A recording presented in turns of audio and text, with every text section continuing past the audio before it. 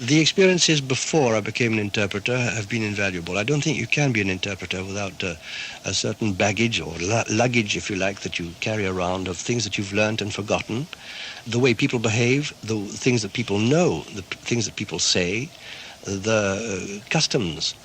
All these things have been assimilated, and when you go to a meeting, you bring all that with you. They're only words I know, but interpretation is more than words. But how much more? And what are the qualities needed for a good interpreter? We've grown used to seeing the same unnamed faces standing at the shoulder of, say, Reagan or Gorbachev at summit meetings. Without them, those leaders would in effect be deaf and dumb, and they rely on them to capture every nuance of their exchanges with absolute accuracy. That's often easier said than done, as we shall hear in this series of conversations with those who've been in the front line of history. From the dark days of World War II, through the Cold War and the breakup of the Soviet Union. We begin today with a man who had to exercise his craft through one of the most complicated and bloody conflicts since 1945, the savage war over the body of the former Yugoslavia. The French commander of the UN forces in Bosnia, General Kott, spoke virtually no English, the common language of many of his troops and some of his UN superiors, so he was heavily dependent on his interpreter, Bruce Boeglin. The qualifications Boeglin mentioned just now were ideal for this task. His bilingualism was the product of his parentage and his childhood experience. I was brought up in the Pyrenees near Pau, and you know that Henry IV of France was born in Pau. He was christened with a cup of local red wine and garlic that was rubbed on his lips to make quite sure that he had the spirit of the region ingrained in him. And I would grow up very much in that kind of atmosphere. I used to speak patois, the patois of the Pyrenees, when I was a kid. I was about 4 when I arrived there. It didn't mean that it shut out the English side, because that was fine for lunches, but when it came to tea time, tea was more or less a religion at home. We also had a radio set, and of course we listened to the BBC shortwave. It was awful, the crackling and all that kind of thing, but we certainly had a taste of England in the middle of the Pyrenees. The war came along, lines were drawn. In fact, I was told in 1940 that the English were here taking the bread out of our French mouths, and the English have betrayed us. So I was used to that kind of xenophobism, if I can pronounce the word, that the French had against the British. When I landed in England, I found the same thing existed about the French, so I thought, well, that's the fact of life. And as a result, I try to keep away from interpreting, because the interpreter sits in the middle and tries to make one side known to the other. And I was finding that I was giving myself too much to the others, whoever they were, and needed to build up my own little world of my own. So when in the army I was asked, would you like to become an interpreter? I said, absolutely not. I want to get away from that altogether. Put me in the tank and let me go on my own and leave me alone. And this lasted all through my life. Britain in those days had seen their troops come back from Dunkirk, but they didn't realize really what the humiliation of the defeat was, and having the German occupying your house. That kind of thing, when I spoke to my English friends, they just didn't understand what we were talking about. I went to an English school after that where one of the teachers, 5-10 years older than I was about to go into the Royal Air Force, and he said to me, you know, Hitler can't win the war. He's never played cricket. No team spirit. This was shocking to me. I said, if you knew what's going on over the other side of the Atlantic, or the Channel rather, you really wouldn't be talking like this. It's a very, very serious situation, and really it needs people who really want to give their all. And I found that the Free French were doing it, and I thought it was one way of repaying, if you like, the hospitality that I'd received from France for 12 years, and I was going with them on a crusade, perhaps. You said earlier you resisted becoming an interpreter. What made you decide to do so in 1968? I went bankrupt in Paris, and I had children at school, a boy of 17, a girl of 13, if I'm not mistaken. And at close to 50 years of age, the only outfit that answered me was the United Nations. And I seemed to be welcomed there, welcome because I had some training as an engineer, and they needed translation, not interpretation, translation of technical subjects. And I seemed to fit the bill. For me at the moment, it was just a check coming at the end of the month. No idealism, nothing like that. It was just a way of solving my financial situation. So I came to the UN as a translator, You know that translators write, interpreters speak. The translator has all the time in the world, perhaps. The interpreter doesn't. The translator can have his references and consult them. The interpreter can't. The translator takes his work home when it's not finished. The interpreter must finish when the meeting finishes, etc. Translation for me was really a drudgery. My nature doesn't accept it very easily. Quite honestly, I couldn't really live very happily as a translator, and at the end of 2 years, I was told by my superiors that there was a program going along at the United Nations being launched, whereby translators could train to become interpreters. If you're a translator, you're an erudite, perhaps a slow thinker, it doesn't matter, but a thorough person. An interpreter has to be quick, even if he isn't thorough. From the character standpoint, they're completely different people. They thought that anyway, the translator could sweat away at his desk all morning and then in the afternoon go zipping through a meeting without a hesitation, without an or an ah. It wasn't possible, but what was possible for me was to say, I'd rather leave the translation section altogether and go into the interpretation section, which I did. There is some kind of, how shall we say, mental reactions that have to be trained to hear and speak at the same time. But evidently, I think you're wired for it, meaning that you're born with it, like music, being able to play the piano. You know, some people can just sit down without training and play the piano. They have a talent for it. And I think interpreting is the same thing. Clearly the immediacy of that can be quite a stressful experience. What was your most challenging experience in that time at the UN? I've had several. There are two kinds, forgive me for being a little technical here, there are two kinds of interpretation. One is consecutive, when you speak after the speaker. In other words, you've memorized it or taken notes, and you rebuild the speech. It can be a whole speech. And there's another kind called the simultaneous, which is you've got earphones on, you hear good morning and you say bonjour. And the speech goes on, fast or slow, slurred or well articulated, you follow. But my most embarrassing moments have been, and they really have been embarrassing.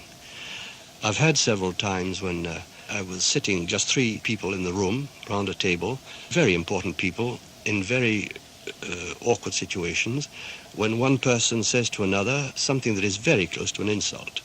And the other person, not speaking English, didn't understand, and I had to interpret, looking him in the eye 3 feet away, and very politely telling him the insult, and I could see, you know, the red rising from his collar right up to the root of his hair. I've done the same thing with another lady ambassador. I found it a very, very awkward moment.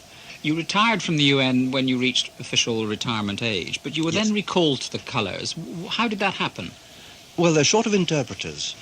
However, if I live at the end of the subway, my chances of being called back are very good. But did you expect to be recalled and asked to go to Yugoslavia? Oh, absolutely not. Did you want to go? Well, I went, so I must have wanted to go. My wife probably knew me better than I did, and she says, I hesitated a long time, and she said, you know that you want to go, why don't you? What did you expect to find when you got there? I had no idea. I had no idea what the job was.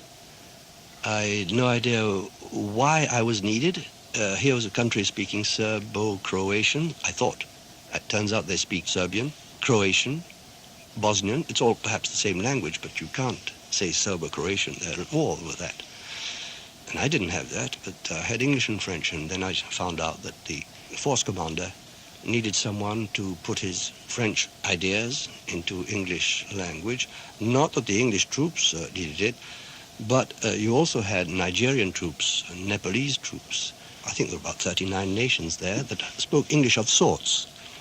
And if the force commander's English of sorts got transmitted to the Nepalese English of sorts, you may have got disastrous results in the field. So they needed an interpreter to follow through and make sure that everything was well understood.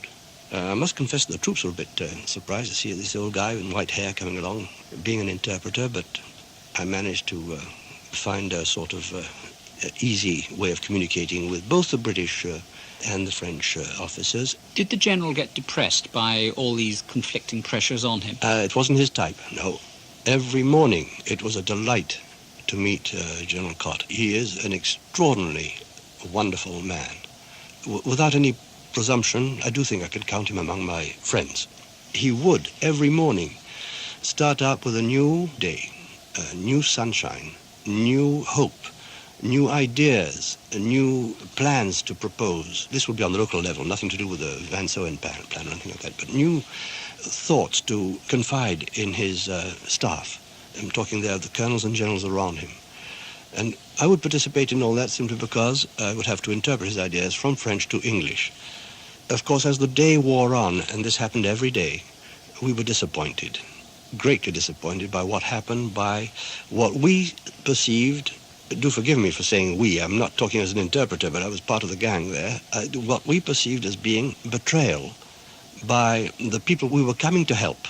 And I'm not saying Serbs, I'm not saying Croats or Muslims. And at the end of the day, it really was, well, we tried again today and it hasn't come off. And it was easy to allow oneself, with the fatigue and all that, to go into a brown study. But I've never seen General Cott depressed. Who were the key figures you were dealing with on the Yugoslav side?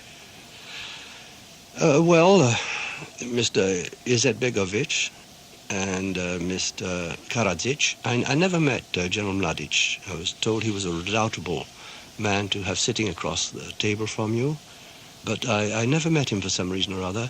He did have diplomatic illnesses or wounds, and the rumor went around that he'd been wounded or he'd hurt himself somehow or other. And they'd hoped that he'd be out of service for a little while, but unfortunately he showed up again a couple of weeks later. It's been suggested by lots of the people who were involved in negotiations and a lot of the press and media commentators that people were economical with the truth, to say the very least, on all the warring parties there. Did this have to be translated through you as the interpreter to General Cott if you thought somebody wasn't telling the truth? Oh, I didn't have to translate to General Cott or anyone else. I just did my job and passed no judgment. I went home, but I did overhear people saying he's lying through his teeth. And I must confess this was regular. Evidently, lying was thought to be a weapon of war. Did you sometimes feel you were in an almost Alice in Wonderland situation, though? It was a very strange situation. You know, after 3 years of war in the Second World War, it was us and them. In this war, you were in the middle. And you'd meet all sorts of people, and quite often I had to find out, is this Serbian, is this Croatian, is this Muslim?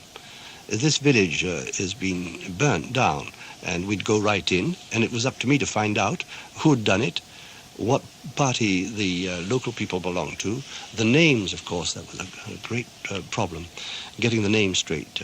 At that time, there was a foreign minister called Granic in Sarajevo, and there was a minister in Croatia called Ganic. I had to make quite sure that I didn't mix those two up, just a detail. But finding out where you were was already a very difficult situation. Then finding out the people that you're talking to had last night ordered the bombing or the shelling of Sarajevo on the midnight of the 1st of January 1994. The people you'd be talking to on Mount Igman had ordered the shelling of the PTT building where we were. We just finished a dinner, and midnight came around. A young group of, they call themselves like Le Cabaret de Sarajevo, had been providing the music. Everybody went home, home being the floors in the PTT building, and we got shelled. And not just against the wall or in the grounds, right in the building. They destroyed the PX, which was the room next to where everybody had been dancing, and this was at 12:15. I was halfway up the stairs, and we had this enormous explosion, and the light stayed on, but we couldn't see because of all the dust it had raised. It was clouds and clouds of dust. The general had already retired. I met him in his pajamas there on the floor. He said, you know, Bruce, that was an anti-tank shell. Did you hear it? I said, oh, yes, I did, yes. Yeah, anti-tank. I said, well, I really didn't know what it was, but I thought it was a mortar shell. No, that's anti-tank. Oh, fine, so we went to bed after that. We had no more trouble, but that's the kind of thing. Is that Alice in Wonderland? I suppose so. It's irrational, that's for certain. It reminded me of the old days But it wasn't the same. It wasn't the terrifying bombing or the artillery barrages. That was what scared everything out of me. I was through the bombing in London, and that was scary enough. But I think the worst thing that I went through was the artillery shelling in Alsace, just on the Rhine. When you're lying in the muddle, face down, and I found myself paralyzed with fear. I couldn't get up. I couldn't even run to a shelter. It was the shells coming around. That was not what we had in Yugoslavia. And the officers used to say to me, what was it like, the 2nd French Army Division? Was it ever like this? And I said, nothing like it, nothing like it. Completely different character. Did you ever find that you somehow found yourself becoming an advocate or offering advice rather than just interpreting because of the nature of the situation you were in? Yes, sometimes it's happened. The general has turned to me once and said, well, of course this has happened, and sort of taunting me, he said, what would you have done in the 2nd French Army Division? Well, I just answered, well, I'd send a patrol out at night, and we would go and disable the guns. Not necessarily kill all the servers, but just disable the guns or take their ammunition away or something like that. And he would just say, ha, because that was an act of war, and he just couldn't do it. His hands were tied. So the advice that I was asked for, of course, was completely useless. And my eyes were the eyes of a former soldier in a situation that was quite new. And really, I honestly did not know on the ground what could be done. I could see the extraordinary situation and the lack of any possible solution. For instance, we were on the 6th of February 1994 in the market square at Sarajevo. The day after, one mortar shell had fallen in the middle of the market square on Saturday noon. On the Sunday morning, we were there, and the mayor of Sarajevo was there, Mr. Akashi was there, and I was really supposed to be doing a job, but I was more impressed by what was left of the massacre. It really was a real butchery. It's a square, you know. It's like a box, very tall buildings all around, and the shell came right over the roof and fell practically perpendicular to the ground. It hit the corner of a stall, started exploding, and then the nose went and buried itself about 4 or 5 inches down in the ground. So it could not have been fired from a very great distance. It burst at waist height and caused an enormous amount of death. 60-odd people died and over 100 wounded. And the mayor was there, and the people of the Sarajevo was there, and the local television station was there, and the radio was there, and they were shrieking and yelling right in the face of the general, do something, why don't you kill the Serbs that did this? Well, the suspicion was that the Bosnians themselves had fired this darn thing among their own people to create this kind of situation, right in front of CNN, so as to attract sympathy. Proof of it? No.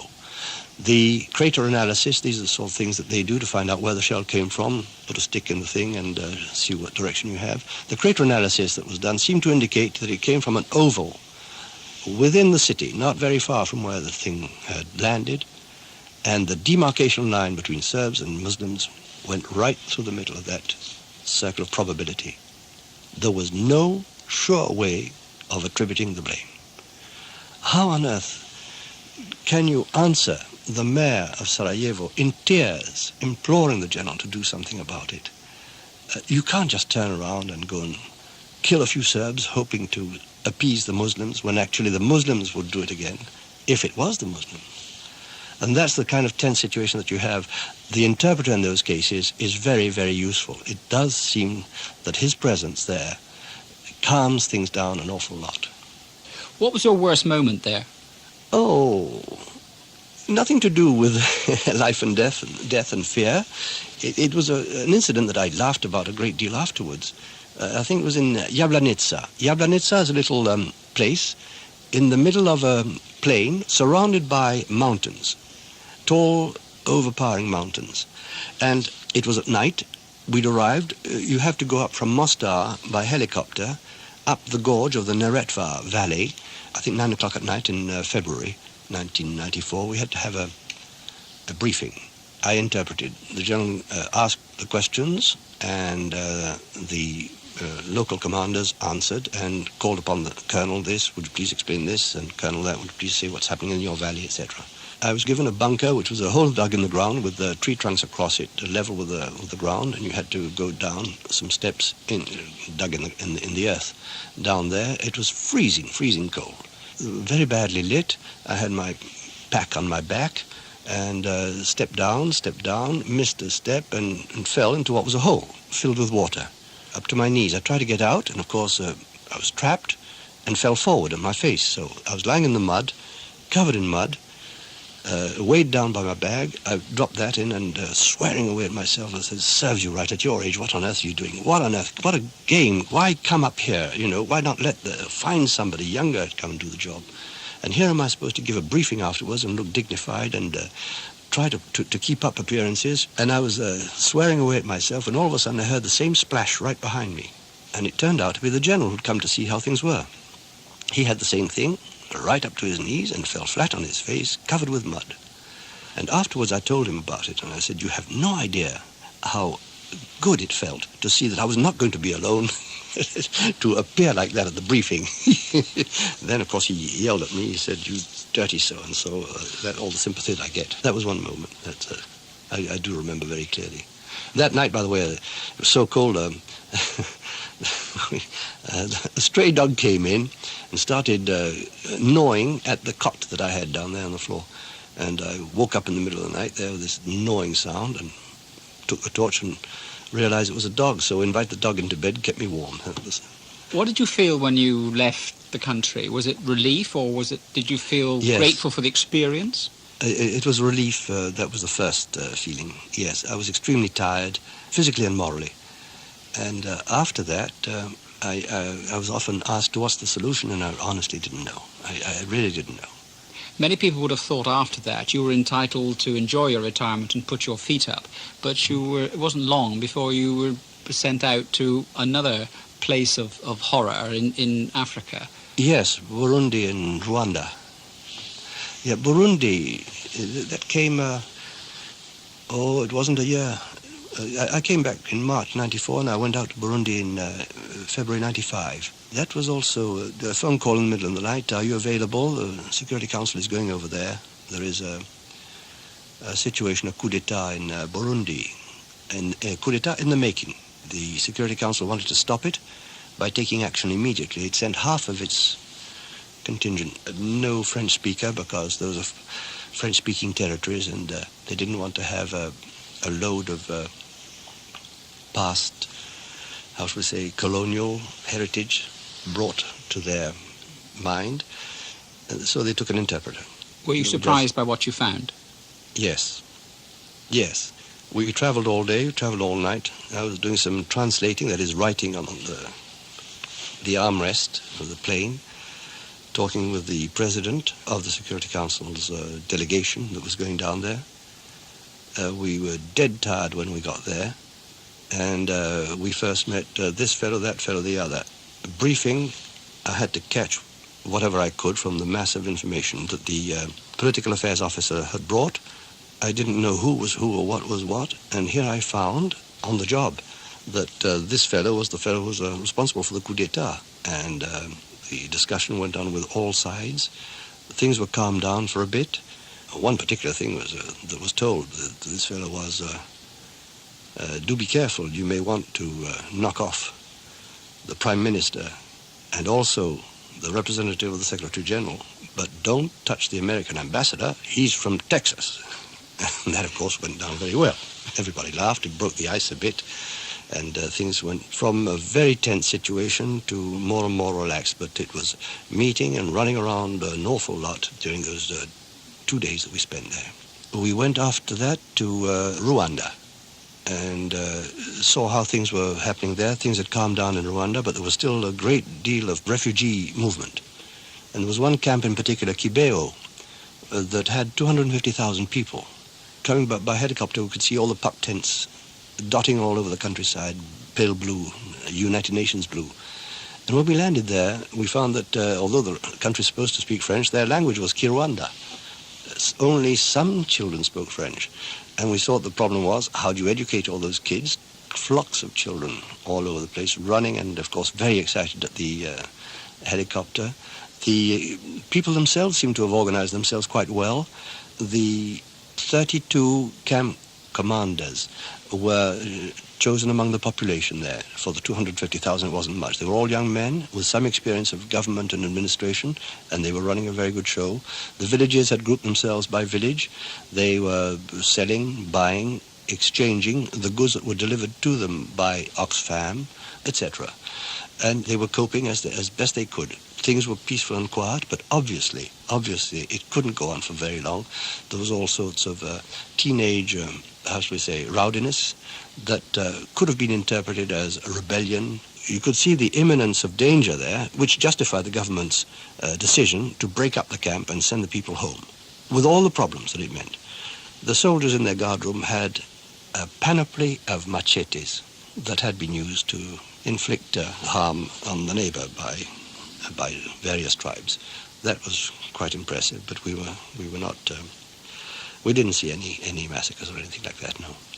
What advice would you give to new recruits to the profession now? Oh, I love this profession so much that I do have a school here in New York, and I do have young recruits who come along, and I do try to light the fire in them and tell them how wonderful it is to start this profession. Not only will you find that you are someone who helps another group of people understand the first party, but you will find that yourself, that you will derive so much enrichment, personal enrichment from it, and you will get such enormous satisfaction in being able to create understanding and to explain things that may have been misunderstood otherwise, that I don't know of any other profession that's like it. Here am I still at it.